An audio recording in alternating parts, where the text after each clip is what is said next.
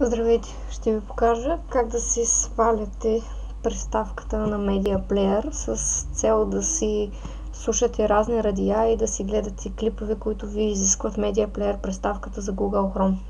Първо влизаме в Google и си пишеме Media Player за Chrome.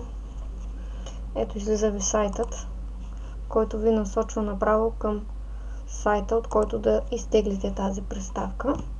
Давате десен бутон на първото Download the extension from here. Десен бутон и оттам избираме Save Link As. Отиваме и я поставяме в дял C, най-често в Program Files. След като поставяме тази приставка там, понеже при мен вече го има, след като я свалим, отиваме в сваленото място и взимаме приставката, като предварително се подготвяме в Google Chrome.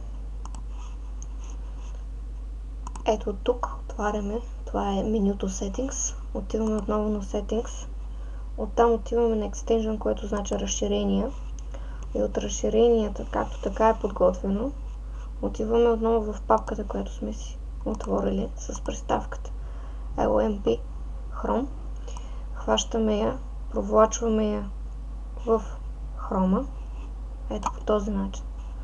Питане, искаш ли да я въведеш тази приставка? Да, разбира се, въвеждаме я. Тук слагаме отметката, която ще ни позволява, когато се отварят сайтовете, да зарежда точно тази приставка. Оттам нататък вече сме напълно готови. Това е за сега.